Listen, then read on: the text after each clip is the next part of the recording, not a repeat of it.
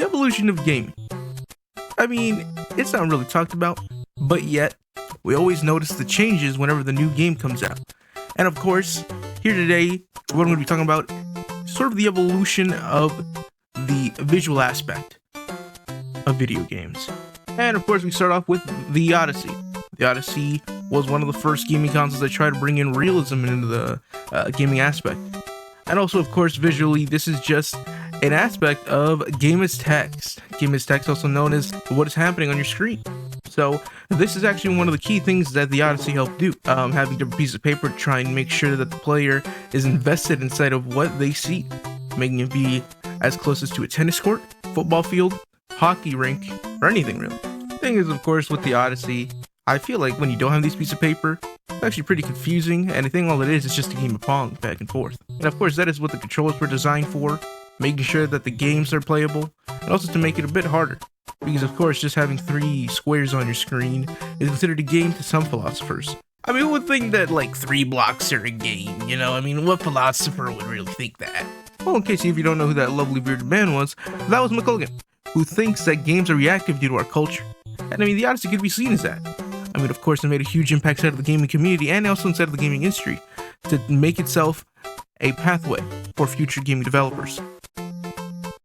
So games were actually really popular already in the 1970s. Of course, the growth of arcade machines and of course a ton of other things happening in other places. But most importantly, I feel like arcade machines is what kind of made the Odyssey the new hit thing during the time.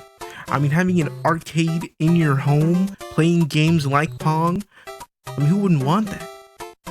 So the Odyssey tried to promote in many ways, one of them being the educational route, of course trying to get the kids to learn about the human body, learn about numbers and about everything else. So fun, look at the numbers. Alright, well anyways, so the Odyssey was of course an amazing console that of course built that pathway into a new generation, and that new generation to come was of course something that would top the Odyssey in just a few years. And that thing would then come around in the late 1970s, and that would be the Atari. The Atari, of course, coming around with a left turn and taking the video game industry into the atmosphere. The Atari, of course, coming out in the late 1970s, and of course, breaking the margin of what gaming could be. I mean, having game after game coming out from different developers, making it one of the biggest libraries at the time. And of course, I can tell you one thing, McGonigal, he would be a happy camper knowing how the Atari would have done to the culture of gaming. And the Atari had a good run at the time. I mean, especially the Atari 2600. Of course, they had many ads showcasing how many games they had, what types of games they had, and including one of the ones that tried to have realism, Pitfall. Now, Pitfall, this was a crazy one. Of course, trying to showcase its power of the Atari 2600. A lot of players actually, they were pretty nice with this one. But you know what? It was a pretty okay game, had amazing graphics at the time, and it was easy to control, had an end goal, and all in all, it was a pretty fun game. The Atari had a really good run and still was getting a good run as the decade would end, and then would come the infamous 80s. Yep, the 80s. I mean, there's no way the Atari would flop during the 80s, right? FBI should be knocking on his door any minute now. I mean, it's just not Pac-Man. I mean, it is Pac-Man, but it's not, I mean, it's not, you know? Alright, well, I mean, at least the 80s went smooth by for Atari. I mean,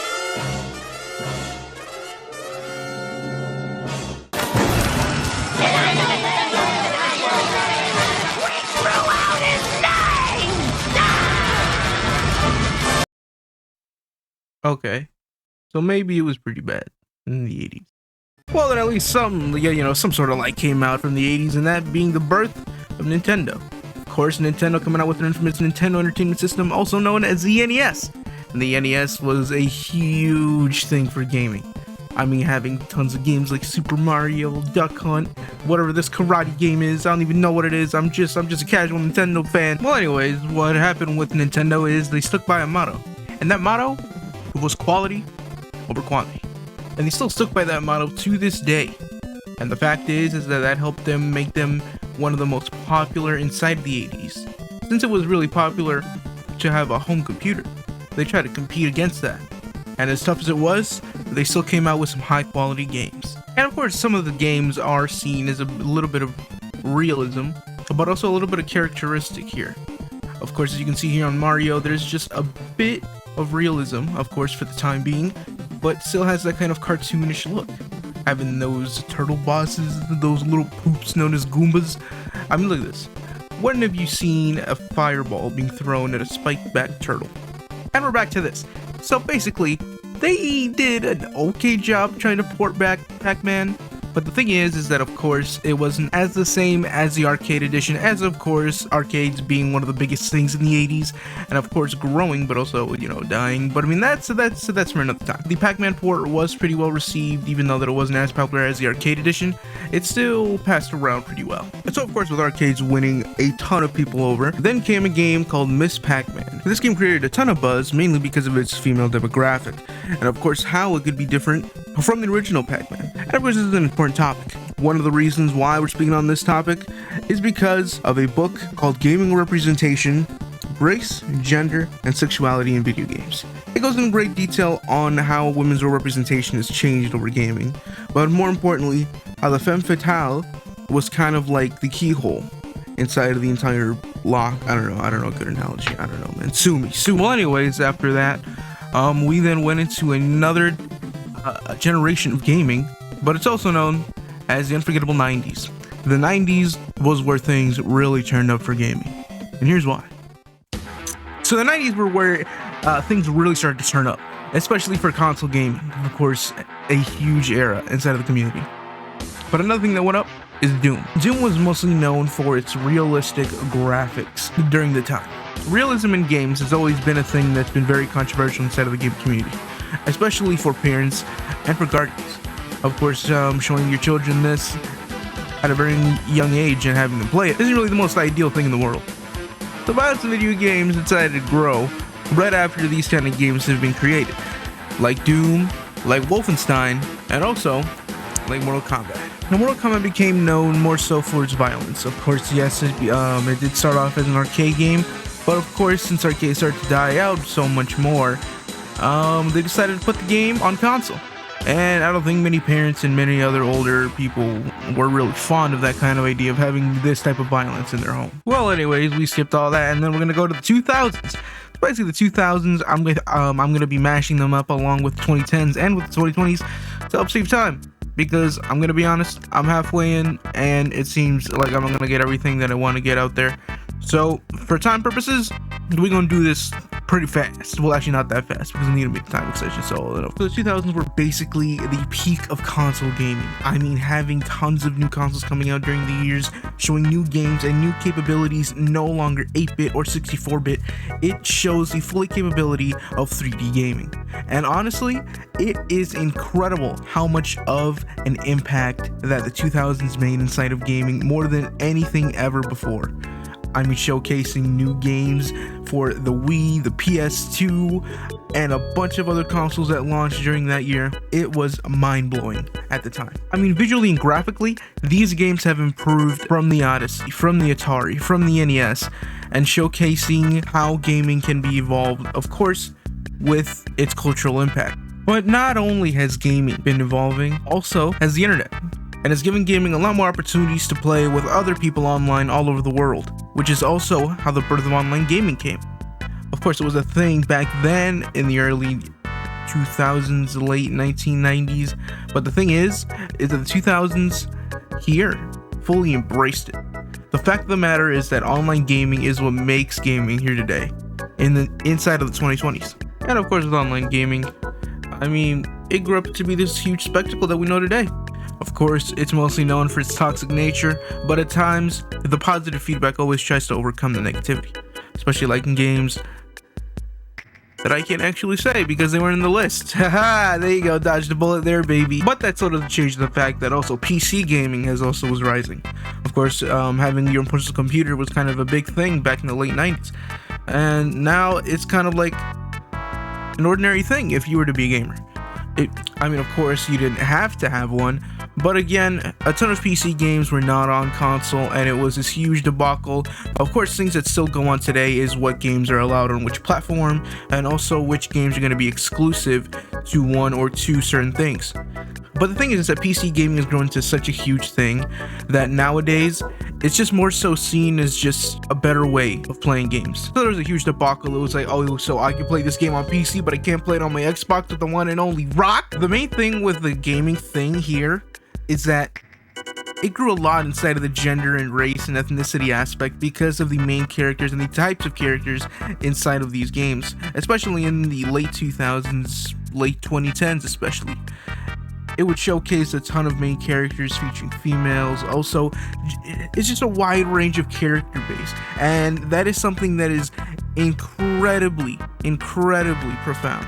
But gaming has also been seen as sort of a masculine type of thing. But of course, thanks to the 2000s, that has been minimized a great bit. Of course, the numbers are still seen as pretty small, but of course the numbers still grow over and over again. As games grew visually over the years, it was incredible how one game decided to step up to the plate and have their game spread wider than ever before with their incredible gameplay, their graphics, and their narrative storytelling.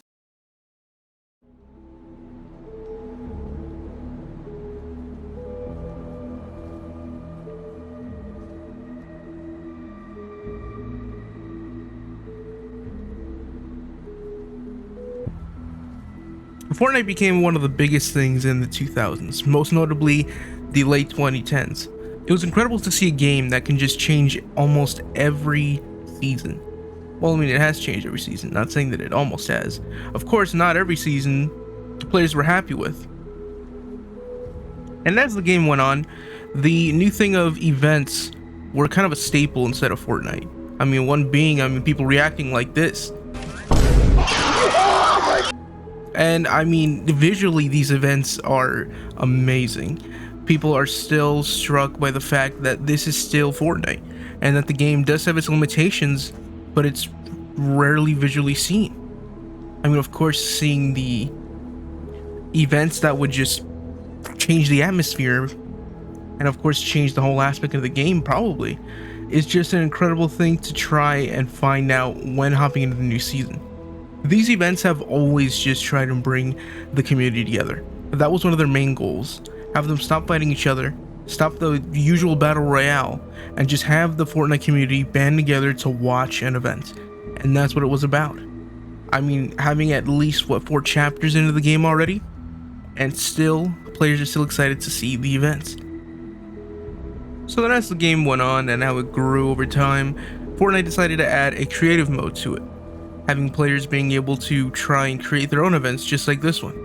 The end event was also known for being an incredible way to try and get players into the game.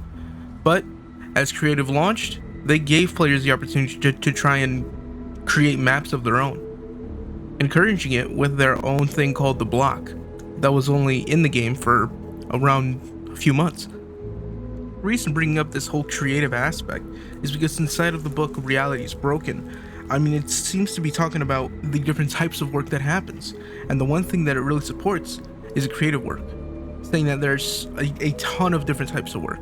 Of course, the ones that you deal with in school, at your actual job, but in creative work, you actually make some good decisions to try and help your creative mind, and at the end, you're very proud of what you've done, and that's the main purpose of it. And matter of fact, I feel like that's what Fortnite is probably aiming for, trying to have players have a creative mindset to try and create their visions of what they see inside of the game. And thanks with Creative 2.0 and Unreal Engine, they get that opportunity. Well, I mean, at the end of the day, this is still a video game. And the fact of the matter is that the visual aspect of Fortnite and how Unreal Engine is going to be changing the game is just incredible. Seeing the detailed shadows, the lighting, it's still mind-blowing to this day, and it's still going to continue to grow. So, that was the visual aspect of video games. I know we got a little bit off topic, but of course, how can you know your visuals and then know about your hardware as well? Well, anyways, thank you so much for watching. That's it for me, and I'm out of here. Nope, not dealing with this bullshit. Not again, dude.